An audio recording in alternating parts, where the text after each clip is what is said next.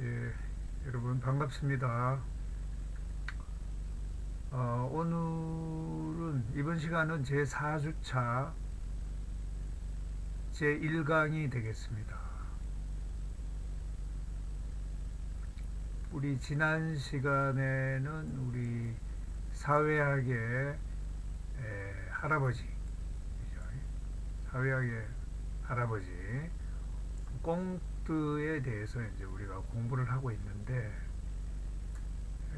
꽁트는 뭐 이게 대표적인 게 우리 사회는 그동안에 3단계를 거쳐서 이제 사회가 변화해 왔다 이렇게 이제 보는 거죠. 신학의 시대, 철학의 시대, 과학의 시대, 뭐 이런 식으로 우리가 이제 시대가 변화해 왔다 이걸 설명하고 있고, 물론 뭐 한국도 비슷하죠. 비슷하고. 그러나 이제 지금도 저 이슬람 신정 국가인 이슬람의 여러 국가들은 여전히 과거도 신학, 지금도 신학, 신학이 지배하는 그런 어떤 사회를 살고 있는 거죠.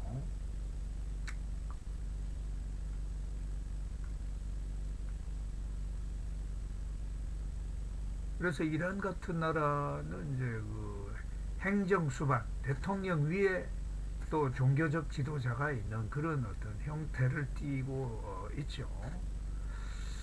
그래서 그 점에서 보면 아직 사회가 제대로 그죠? 발전해 오지 발전하지 않았다 이런 것을 이제 말하는 거죠.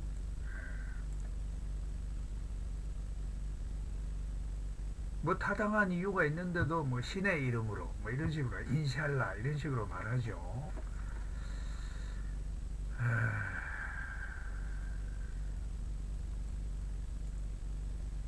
자, 그 다음에 이제 꽁트는 두 번째 그 주장한 내용이 뭐냐면은 이제 우리 사회 구조. 자, 우리가 그 뭐 우리 학생 입장에서 이래 볼 때 사회를 보는 게 매우 힘듭니다. 나이가 들었을 때 여러 가지 경험이 있을 때 사회를 보고 이해하고 분석할 수 있지만은 이 사회는 이게 눈에 보이는 것보다 눈에 보이지 않는 것들이 많이 작용하기도 하기 때문에 사회에 구조가 있다 이런 말은 어, 또 사회 질서 이런 말은 좀 추상적인 말이 될 수도 있습니다. 그러나 언제나 이게 눈에 보이는 것만이 어떤 연구 대상은 아니고 우리 사회학의 경우에는 눈에 보이지 않는 이제 그런 사회 구조, 사회 질서를 연구하는 경우가 많습니다. 그래서 꽁트는 사회 구조란 말을 썼습니다. 우리가 건축 구조 뭐 이런 거는 눈에 보이니까 그는 유형물이라서 구조를 파악하기 쉬운데, 사회 구조는 눈에 보이지 않는 구조를 말하기 때문에 파악하기가 힘들죠. 뭐 예를 들면 뭐 남녀가 둘이 서로 좋아한다.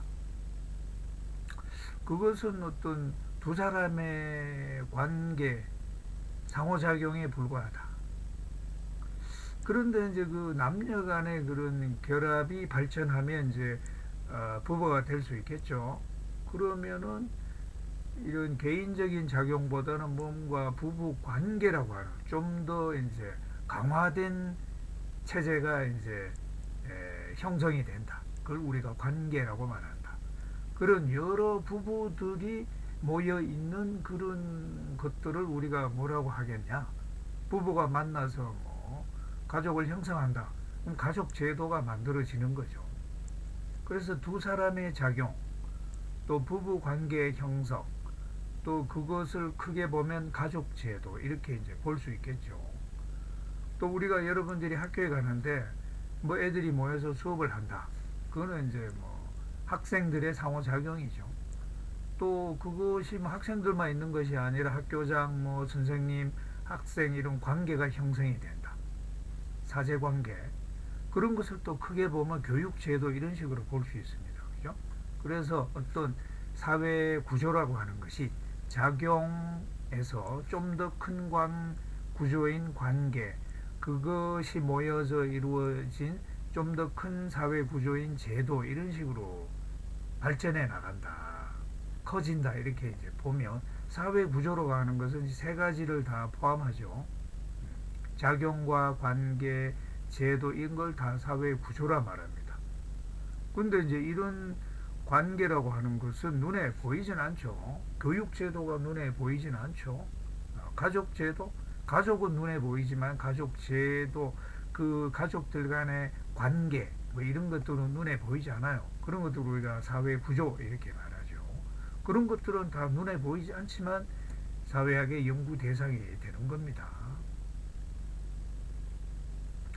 그래서 여기에서도 말했듯이 사회 구조라고 하는 것은 이런 인간들의 작용, 관계, 제도, 이 전체를 말한다 이거죠.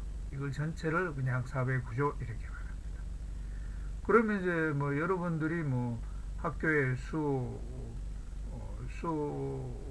공부하러 간다. 또 뭐 남녀 간의 어떤 관계가 형성이 된다. 이런 것들은 사회 구조라고 할 수 있죠. 그런데 이제 이런 틀, 사회 구조에 일치하는 행동을 하는 것을 우리가 구조화된 행동, 그죠? 사회 구조에 맞는 행동, 이런 식으로 말합니다. 그죠? 뭐 어긋나지 않은 행동, 이런 것을 구조화된 행동, 그렇게 표현하기도 합니다. 그러면 구조화된 행동이 아닌 걸 뭐라고 하냐? 벗어나는 행동, 이것을 일탈행위 이렇게 말합니다. 그죠? 이런 어떤 사회 구조에 일치하는 행동, 그것을 구조화된 행동이라고 말하고, 이걸 벗어나는 행동을 일탈행위 이래 말합니다. 그죠? 저 뒤쪽에서 이제 배웁니다.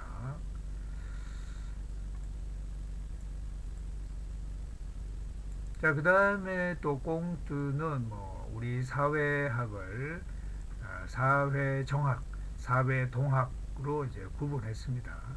뭐 지금으로 보면, 지금의 관점에서 보면 아주 좀 뭐 허술한, 그죠? 단순한 그 사회 이론이긴 하지만, 그래도 이게 사회학의 아버지니까, 옛날에 이런 걸 주장했으니까 의미가 있는 거죠. 그래서 사회정학, 가만히 있는 어떤 사회학, 그런 것을 사회정학이라고, 사회동학은 우리 사회가 이렇게 움직이는 것, 이런 것을 포착한 것을 사회동학 이렇게 말합니다.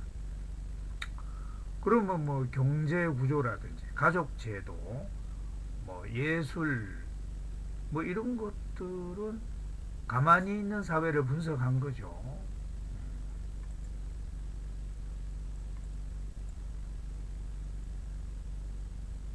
국회에서 만든 법률, 종교제도, 이런 것들은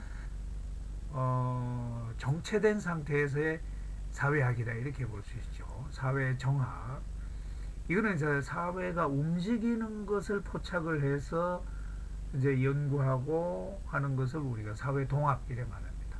왜 혁명이 일어난다든지죠. 1789년에 프랑스 혁명, 그죠? 왕정을 무너뜨리고 공화정이 들어섰다. 그죠? 러시아 혁명, 그죠? 우리 뭐 최근에 한국에서도 그 보수적인 정권을 무너뜨리고 뭐 이렇게 또 그 영국의 명예혁명과 비슷한 우리 혁명이 있었지 않습니까? 그죠? 시민혁명이 있었는데, 그런 것들은 그 사회 변동의 관점에서 접근하는 거기 때문에, 그죠? 동학혁명, 뭐 이런 것들은 다 사회 동학에 속하는 거죠. 그런 어떤 것이다. 그래서 사회학은 두 개로 나누어서 가만히 있는 상태, 그죠? 사진을 분석하는 것, 그죠? 우리가 사진도 있고 동영상도 있는데, 동영상의 관점에서 사회를 보는 게 사회 동학이고, 사진을 놓고 이렇게 분석하는 것을 사회 정학이다 이렇게 볼 수 있습니다. 자, 뭐 그런 점에서 우리 꽁트는 사회학에 어떤 그 상당한 영향을 미쳤다 이렇게 이제 볼 수 있겠습니다.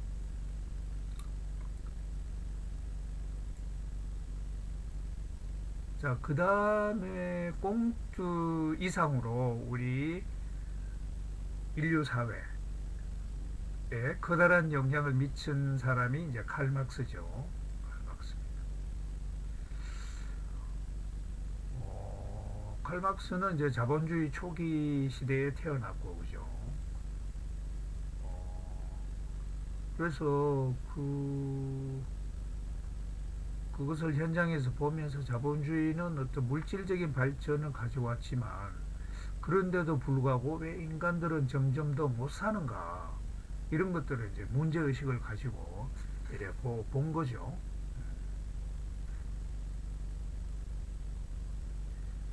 그래서 이제 그런 어떤 노동자들이 열심히 일하지만은 삶은 나아지지 않은 이유가 무엇이냐. 또 그런 어떤 부조리가 있다면은 그것을 이제 깨부수자라고 하는 실천 이론을 또 이렇게 주장을 했습니다. 그래서 이제 자본가들 입장에서 보면 좀 겁나는, 그죠? 어떻게 보면 동양의 노자 사상이 있으면 서양에는 칼막스의 이런 사상이 있는 거죠. 왕조 국가의 경우에는 이게 노자의, 그죠, 혁명 사상이 그걸 제일 겁나는 거죠. 뭐 왕의 시가 따로 있냐, 뭐 그런 것을 논하는 거죠. 그래서 그 서양의 뭐 노장 사상이 칼막스 이론이다, 이렇게 이제 볼 수도 있겠습니다.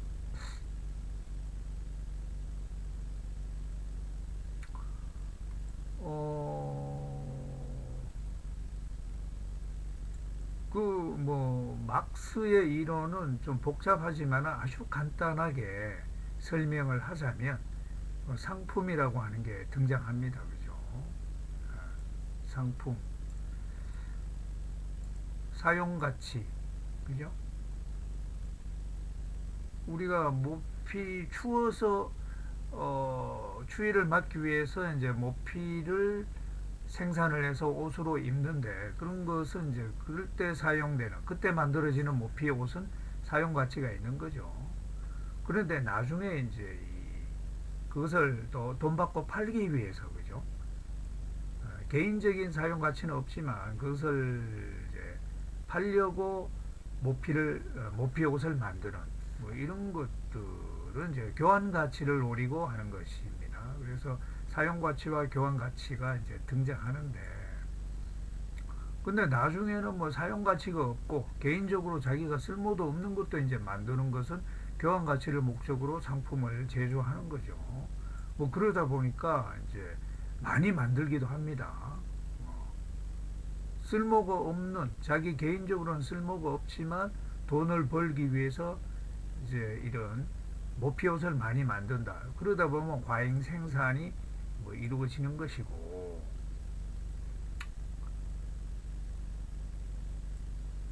거기에서 적정한 이윤을 얻기 위해서 그러면 만드는 그 제품을 뭐 이렇게 불태우기도 하고 뭐 이러지 않습니까? 그죠?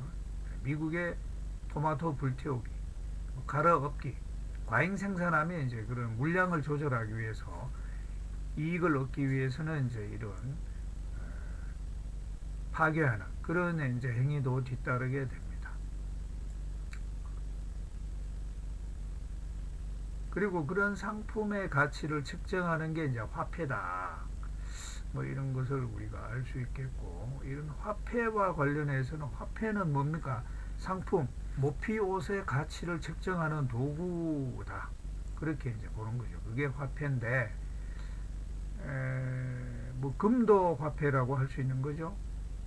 국가가 만든 법정 화폐도 화폐고, 그거는 이제 국가가 있기 때문에 국가를 믿고 이제 통용이 되는 것이고, 금은 뭐 금 자체로 귀하기 때문에 가치가 있으니까 화폐가 될 수 있는 거고, 또 최근에 이제 사이버 금이라 그래서 비트코인 뭐 이런 것들도 이게 점점 더 사이버 상에서 뭔가 이제 가치가 있는 것으로 인정이 되고, 뭐 달러 같은 걸 자꾸 막 많이 찍어서 막 점퍼가 막 남발하고 이러니까 저 달러 저거 휴지 아니야, 뭐 그렇게 볼 수도 있습니다. 그러면은 그런 달러를 대신하는 화폐가 이제 금이 될 수도 있고 비트코인이 될 수도 있겠죠.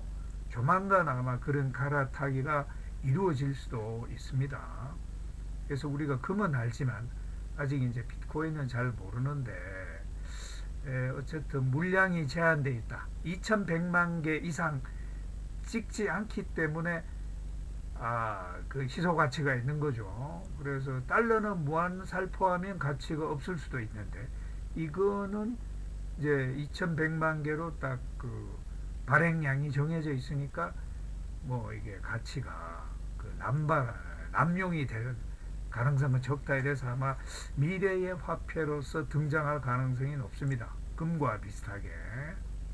그래서 이런 것들도 여러분들이 좀 알아두실 필요도 있습니다.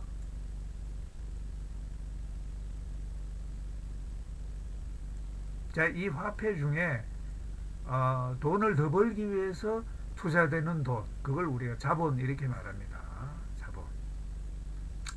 자, 막스의 주장은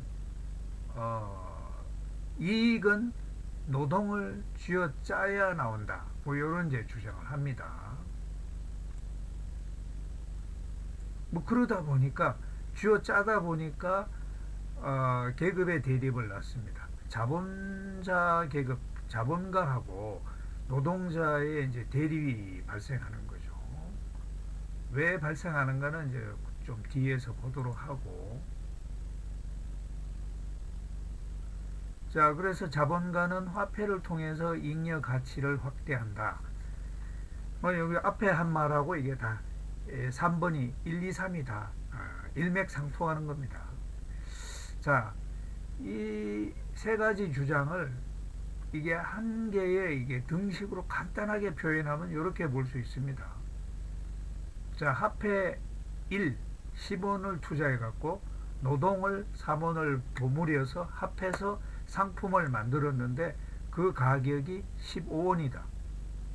그죠? M1을 투자해 갖고 M2 15원을 한 거죠. 물론 그동안에 이제 노동도 그 안에 인풋이 되겠죠. 그럼 어떻게 됩니까? M2 15원에서 M1 10원을 빼니까 5원이 남은 거죠. 잉여가치. 번 겁니다. 5원을 벌었다. 자, 근데 요 5원을 벌었는데 5원보다 더 많이 벌려면 어떻게 하면 됩니까? 노동을 줄이면 됩니다. 노동자에게 지급하는 돈을 3원이 아니라 2원을 주면 1원을 아끼면 잉여가치가 6원이 되는 거야. 그죠? 그러니까 그런 식으로 이렇게 하면 항상 M2는 M1보다 그죠? 많고 또 노동을 줄이면 M2가 더 커지는 그런 문제가 발생합니다. 그러니까 이 식에서 바로 노동과 자본의 갈등이 생기는 거죠. 자본가는 M2, M1, 그죠? 처음에 들어간 돈 10원하고 노동 3원을 합해갖고 파니까 15원이 된 거야. 근데 15원인데 여기에서 더 벌려고 하니까. 그럼 더 벌려고 하면은 요걸 줄이면 되는 거죠. 노동을 줄이면 됩니다. 노동자에게 임금을 적게 주면 되는 거죠. 적게 주면 자기인데 15원, 16원, 17원이 될 수도 있는 거죠. 그러니까 이제 이 자본 M1하고 노동을 투입하는 노동자 간에는 갈등이 불가피하게 생기는 거죠. 그죠? 돈을 더 많이 벌려니까 얘인데 적게 주면 되는 거야. 그러니까 두 계급 간에는 갈등이 생기는 거죠. 그래서 그 아까 등식 2는 뭡니까? 그죠?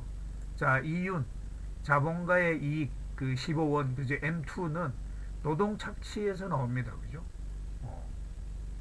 그죠? M1 10원에다가 노동 3을 더했는데 15원이 됐다. 거기에서 더 많은 이윤을 얻으려면 노동을 줄이면 됩니다. 노동에게 주는 그 이익을 줄이면 됩니다. 그러니까 이제 착취가 이제 발생하는 거죠. M2를 많이 얻으려니까 노동을 이제 줄이는 수밖에 없습니다. 그러면 노동을 착취하는 거죠. 자, 이런 노동의 착취는 한 조직, 한 기업 안에서도 일어납니다. 기업 안에서도 일어납니다. 한 나라 안에서도 일어나고, 심지어는 나라 사이에서도 일어나죠. 힘센 국가가 힘 약한 국가의 노동력을 착취합니다. 일본 제국주의가 그죠? 한국의 그 노동자들을 뭐 이렇게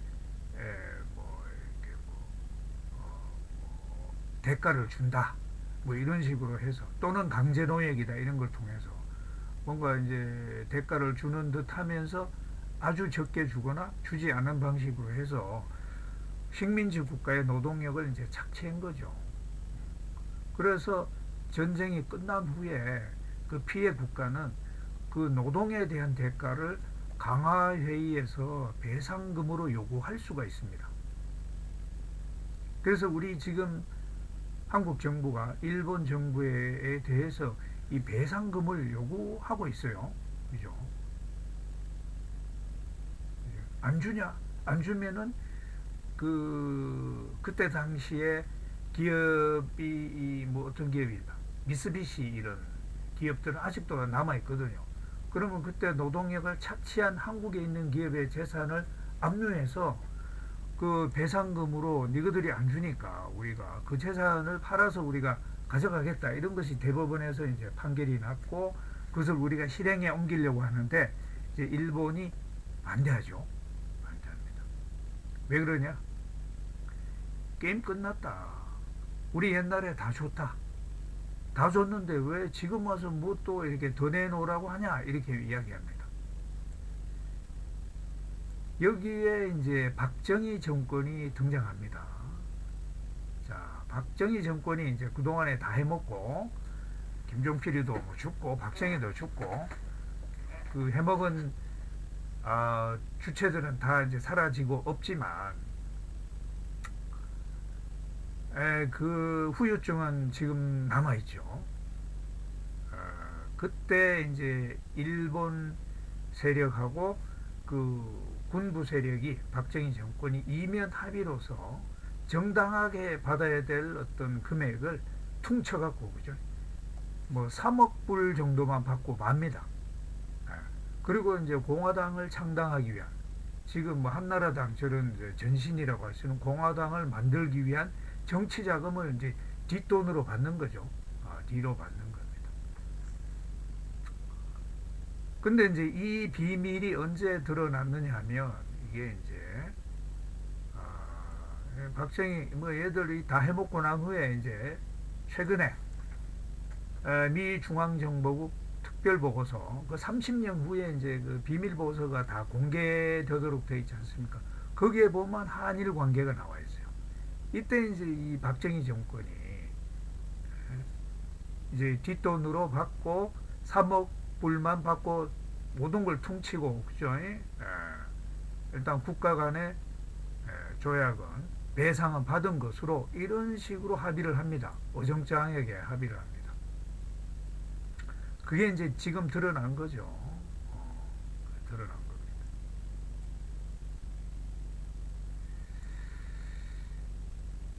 이 세상에 영원한 비밀은 없죠.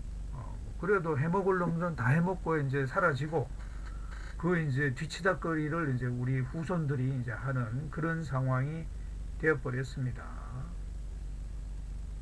그런데 일본은 국제적인 합의로서 조약으로 끝난 거다. 3억 불 준 걸로 끝난 거다. 이런 식으로 이제 국제법에 근거해서 이미 배상한 거다. 이런 식으로 말하고 우리는 제대로 받은 적이 없다.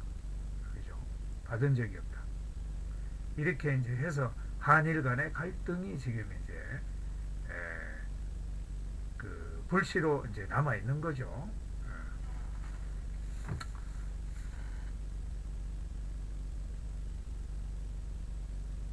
벌써 25분이 되었네요. 그러니까 이제 징용 간 사람들은 정당한 대가를 노동에 대한 대가를 받아야 되는데 박정희 정권은 거기에 대해서 입을 씻고 그저 아무 말도 하지 않아요. 그러면 이제 피해자인 너희들이 일본에 개인적으로 청구해라 이렇게 말하는데 일본 정부는 이미 배상을 해줬기 때문에 그죠. 해줄 필요가 없다라고 이제 수십 년 동안 이제 판결도 그렇게 나고 일본 정부도 그렇게 답을 하고 그러는 거죠. 그래서 우리는 그 불쌍한 그 희생 그 배상을 받을 사람들이 일본 가서 개인적으로 일본 법원에다 일본 정부를 대상으로 배상 청구를 하지만 이미 법으로 이제 해결된 거다라고 하니까 줄 리가 없는 거죠. 그래서 많은 희생자들은 이미 다 돌아가시고 그래 했죠. 보다 못해서 노무현 정부가 2005년에 이제 그분들에게 사망자에게는 2천만 원, 그죠? 생존자에게는 월 80만 원을 위로금으로 지급을 하게 되었습니다. 그 나머지 이야기는 제 2강에서 뒤에서 하도록 하겠습니다.